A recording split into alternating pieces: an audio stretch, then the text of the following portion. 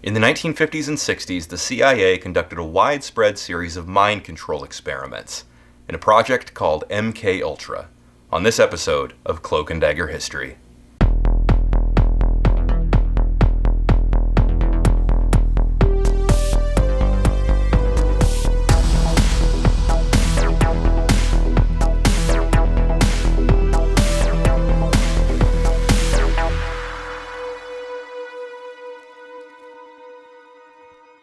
The precursor to the modern-day Central Intelligence Agency was the Office of Strategic Services, or OSS, which was established during World War II to run clandestine operations. The OSS was put under the command of General Wild Bill Donovan, a World War I veteran who put together a team of out-of-the-box thinkers, such as Richard Helms and Stanley Lovell, who would become major players in the MKUltra mind control experiments in the years to come. Some of the OSS's out-of-the-box plans involved slipping female hormones to Adolf Hitler in order to make his mustache fall out, and hypnotizing German prisoners of war to have them return to the motherland and assassinate the Fuhrer. The OSS put together a truth drug committee in order to search for a substance that would make it impossible for a subject to lie under interrogation. The team experimented with barbiturates, scopolamine, and mescaline, but nothing proved to be effective. The closest the OSS came to finding a truth drug was with simple marijuana. They field tested it in 1943 by slipping THC-laced cigarettes, the active ingredient in marijuana, to noted gangster August Del Gracio. After smoking the THC-laced cigarettes, Del Gracio confessed to a series of crimes and gave the agents detailed accounts of the mafia's involvement in the drug trade. After the war, the OSS gave rise to the Central Intelligence Agency, a powerful organization with little oversight and far-reaching influence. The Cold War had just begun, and communist paranoia was on the rise. Rumors circulated that the Soviets had perfected a truth drug, and intelligence organizations in the United States were terrified of falling behind. A secret presidential study concluded, "It is now clear we are facing an implacable enemy, whose avowed objective is world domination by whatever means and at whatever cost. There are no rules in such a game. Hitherto acceptable long-standing American concepts of fair play must be reconsidered.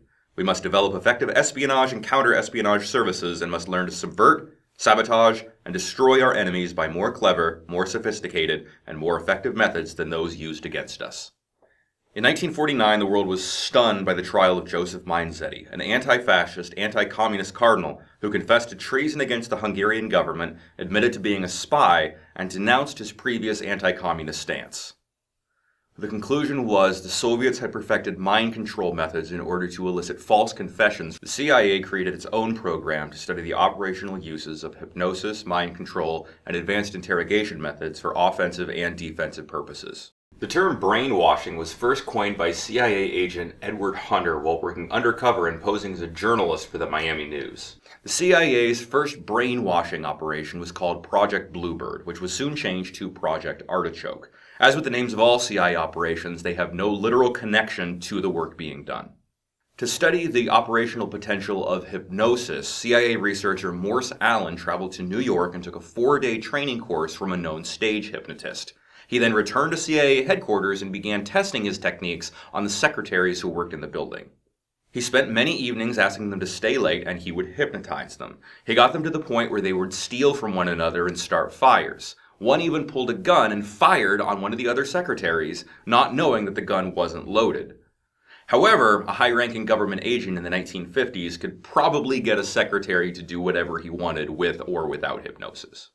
One of the main goals of these CIA projects was to try to create a Manchurian candidate, an agent who could be hypnotized, sent in to perform a mission without actually knowing what the mission was. They would then be triggered by a code word or a cue of some kind in order to activate them and have them carry out the operation that they have been programmed to do without ever fully understanding what it was they were doing in the first place. Do you realize, comrade, the implications of the weapon that has been placed at your disposal? You may remove your head bandage, Raymond. Normally conditioned American who's been trained to kill, then to have no memory of having killed. Without memory of his deed, he cannot possibly feel guilt, nor will he, of course, have any reason to fear being caught. The term came from the best-selling novel The Manchurian Candidate by Richard Condon and the subsequent movie of the same name. The program had 3 stated goals: to induce hypnosis very rapidly in unwitting subjects, to create durable amnesia, to implant durable and operationally useful post-hypnotic suggestions. The problem was, only 1 in 5 people actually make a good hypnotism subject in the first place. What's more, there was no way of knowing if such a post-hypnotic suggestion could stand up under torture or drug influence. They attempted to implant post-hypnotic suggestions on defectors and suspected double agents, but never achieved workable results. The understanding to this day is that you can't get someone to do under hypnosis something they would not do otherwise. The next plan was to combine hypnotism with drugs in a process called narco-hypnosis. Teams of 3 were put together consisting of a psychiatrist, a polygraph operator, and a hypnotist. It was known even in the 1950s that polygraphs are not very helpful in actually determining if somebody is lying or not, but the person's reaction to a polygraph can be very revealing. The process was first tried on North Korean prisoners of war. They would hook the subject up to a polygraph test and then inject them with enough depressants that the person would pass out, at which point they would inject them with enough stimulants that they would wake up again. Once they were awake, they would inject them with depressants, and they would continue this process until the person was in a heavy delirious state, at which point they would hypnotize them. They were able to get the subjects to speak, however, a person who was heavily drugged and then hypnotized would not necessarily give the most reliable information, and the process was abandoned. Around the same time, the U.S. Navy started their own mind control experiments called Project Chatter, which worked in tandem with Project Artichoke.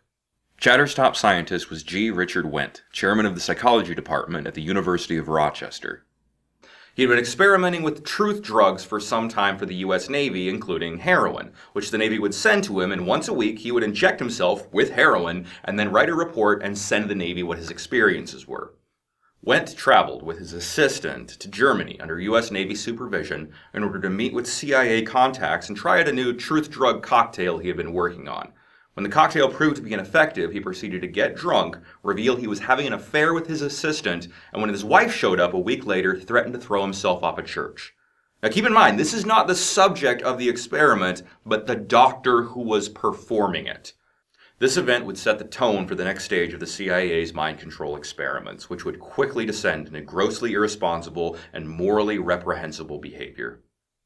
Project Artichoke moved into its next phase. In 1953, Dr. Sidney Gottlieb, a PhD from the California Institute of Technology, was put in charge of a new program with the stated purpose of controlling an individual to the point he will do our bidding against their will. The new project took the codename MKUltra. For the next decade, MKUltra's main tool would be psychedelic drugs. Mescaline had been used in experiments by the OSS years earlier, but deemed unsuitable for their uses. There were rumors of mushrooms somewhere in the mountains of Mexico that could produce vivid hallucinations, but they were widely considered to be myths. By coincidence, around the same time the MKUltra program was starting, amateur mycologist or mushroom enthusiast and banker R. Gordon Wasson went on a self-funded trip to the mountains of Oaxaca, Mexico, and became the first non-indigenous person to participate in a mushroom ceremony. And we were seeing incredible sights. They would go slowly or they would go fast as I ordained. All your senses are rendered acute. We say that you see visions, you see hallucinations, but that doesn't begin to tell the story. The hallucinations are only part of it. You hear sounds, you smell things. The night was thrilling. Learning of his experience, the CIA funded a second trip for Wasson to go on, accompanied by CIA contractor Dr. James Moore, who went down to Oaxaca, participated in the ceremony, and returned with a large collection of the God's flesh mushrooms. They were looking for fundamental information on compounds that would be capable of causing changes in behavior, changes in mental attitude. Wasson would write of his experience on the CIA-funded trip in Time Life magazine. Although he was completely unaware at the time, the CIA had footed the bill. It wasn't long before the active ingredient in the mushroom, psilocybin, had been isolated and experiments began. While psilocybin showed promise, the CIA soon learned of a much more powerful drug that had been recently discovered in Switzerland called LSD. So that we're all talking about the same thing, I'd like to give you some historical background on LSD. What is it? It's a relatively new drug developed in Switzerland, virtually by accident. A Swiss biochemist by the name of Hoffman came up with the first synthesis of the drug in 1938. Yeah? lysergic acid diethylamide tartrate, LSD-25. In 1943, Swiss chemist Albert Hofmann was working on ergot, a fungus that grows on rye, in an attempt to find a circulation stimulant. He accidentally ingested a very small amount of his creation, lysergic acid diethylamide, and experienced, as he put it, an uninterrupted stream of fantastic images of extraordinary plasticity and vividness, accompanied by an intense kaleidoscope-like play of colors. In early experiments of the drug, it was considered psychomimetic, meaning it mimics what it's like to be in a psychotic state. It was believed there was a great deal of potential for the drug in psychiatrists working with psychotic patients. In the early 1950s, the CIA learned of the compound and sought to weaponize it immediately. The intrigue came not just from how powerful the drug was, but how small of a dose was needed. Albert Hofmann experienced his first trip from taking 1/100,000th of an ounce. The drug was discovered to be effective at about 50 micrograms. To put that in perspective, a postage stamp weighs around 10,000 micrograms. 2 suitcases full of LSD would be enough to dose every person in the United States. We could disable a whole city by putting a very small amount on a water supply. After all of these years of us, those of us who are involved in looking for this secret drug, this was the only thing that began to look for the first time like it might be something like that. The CIA panicked when they learned the Soviets were attempting to buy 100 million doses of the new drug from Sandoz, the Swiss chemical company that Albert Hofmann worked for. Turns out that was not the case. It was a mistake that arose because a German attaché and U.S. intelligence officer did not know the difference between milligrams and kilograms. The total amount of LSD on the market at the time was about 100 doses, not 100 million. Nevertheless, this faulty information created a great deal of anxiety among American intelligence agencies that the Soviets were working on this drug and they were afraid of falling behind. This piece of information, fanned by Cold War paranoia, got the Army Chemical Corps to start exploring whether the drug could be used as a weapon, and the CIA began experiments on what the drug could do on an individual basis. The Swiss had a monopoly on LSD until 1953, when American chemists Eli Lilly and Company were able to devise a new method, with funding from the CIA, of developing the drug in tonnage quantities. The next step was to learn as much as they could about LSD. There was virtually nothing known about it at the time. The CIA began funding, through front organizations, research projects at 80 universities, hospitals, and prisons. The agency filtered money through the Josiah Jr. Foundation and the Geschickter Fund for Medical Research.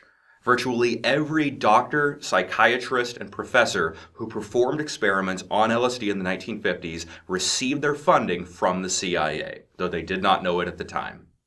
The Army sought volunteer soldiers to try LSD. Universities sought student volunteers. Civilians were tested from a wide variety of backgrounds. From artists? Yeah, this seems more. There it is. I feel these lovely colors vibrating all over me. Oh, it's lovely. Any lines? Oh. Any forms? Just like the shimmering water, you know. I couldn't possibly tell you. To housewives? It's here. Can't you feel it? This whole room, this everything is in color, and I can feel the air. I can see it. I can see all the molecules. To soldiers. It backfired on the Americans. They found out that when they gave it to the soldiers, the first thing the soldiers wanted to do was quit the Army. For the duration of the MKUltra project, virtually everyone performing the tests, from agents to doctors to scientists, also experimented with the drug on themselves. New chemicals allow us to experience some of the unbelievably unpleasant and sometimes quite terrifying mental agonies of the schizophrenic patient. To some extent, to put ourselves in his shoes for a few hours. For myself, these experiences have been most strange, most awesome, and in their own way, amongst the most beautiful in my life. James Thornwell was an Army private who was accused of stealing confidential documents. He was given the drug LSD for 2 months while being violently interrogated. This is an interview with him 18 years later. Tell me about the acid. I'd rather not. It's a bad trip. It's a bad trip. That was a bad trip. The pain was so excruciating, felt like somebody was sticking me with 1,000,000 pins. You know, just everywhere. Oh, it just... Ow.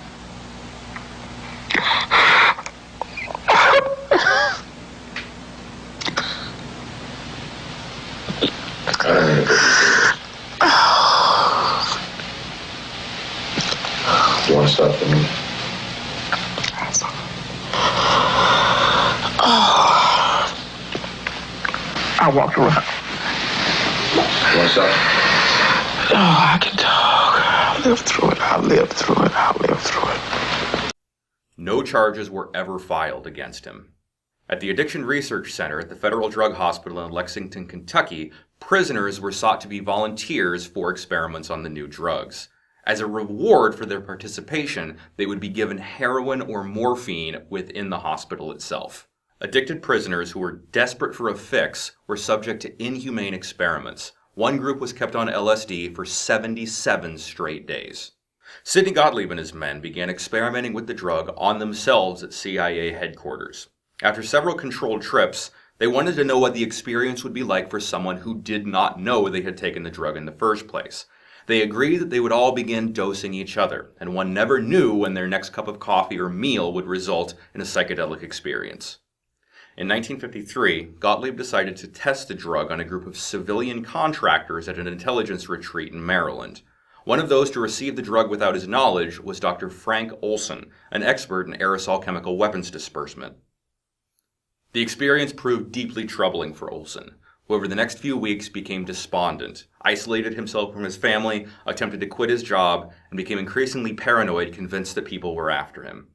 Olson reported this to Gottlieb, who instead of following CIA protocol and send him to an agency psychiatrist with security clearance, instead sent him to Dr. Harold Abramson, an allergist, who had no psychiatric training but had taken LSD before.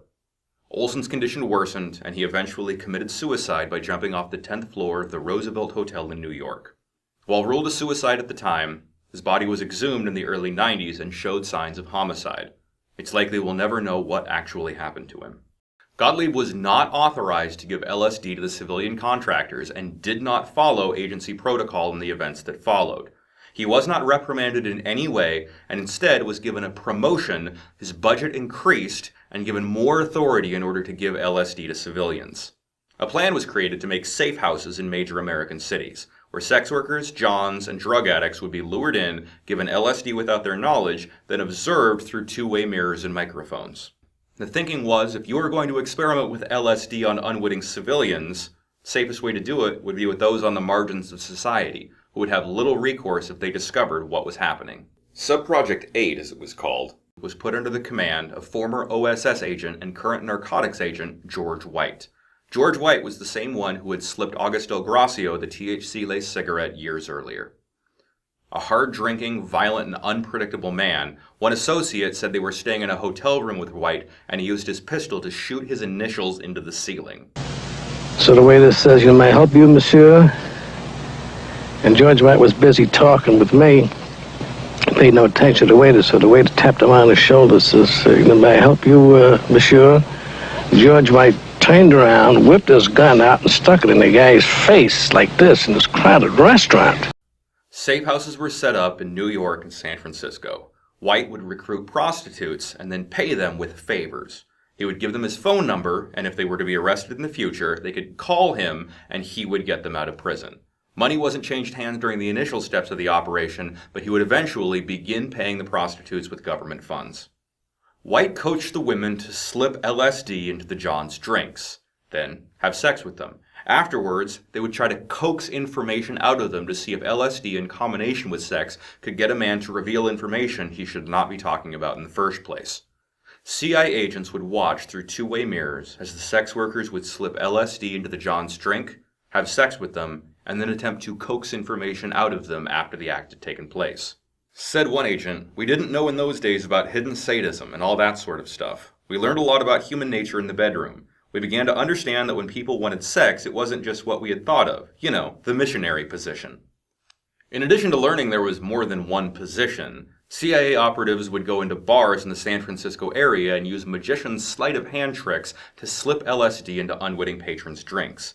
This was practice for an eventual plan to slip LSD to Fidel Castro, which as far as we know was never actually executed. The safe houses operated for around 10 years and gave LSD to an unknown number of civilians. George White said of it, "I was a very minor missionary, actually a heretic, but I toiled wholeheartedly in the vineyards because it was fun, fun, fun.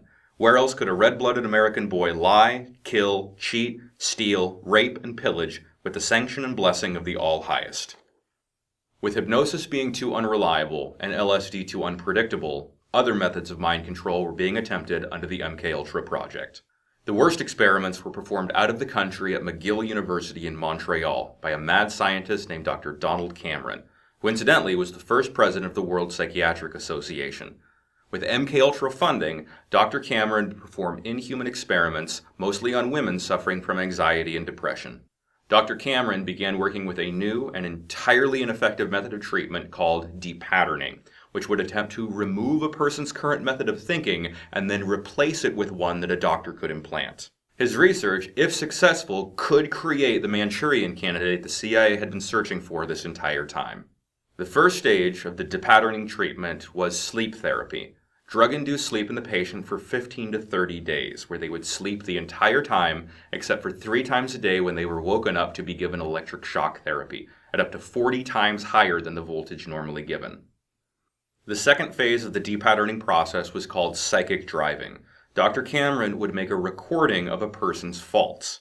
He would then play that recording for them on a loop 16 hours a day for weeks at a time. The final part of the treatment would consist of him recording positive messages and then playing those on a loop to the patient for 16 hours a day up to several months. The depatterning treatment, unsurprisingly, would destroy a person, and they would be a shell of the human being they were before they began treatment. Some permanently lost all memory of everything about their lives before meeting Dr. Cameron, and others, it would take years to get back to a functional level.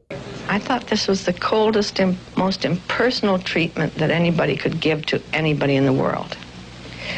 And I became more and more despondent and more angry. Dr. Cameron also performed experiments with sensory deprivation. Prior to his work, the longest anyone had spent in a sensory deprivation box was an Army volunteer who spent 40 hours in one before kicking his way out when he couldn't take it anymore.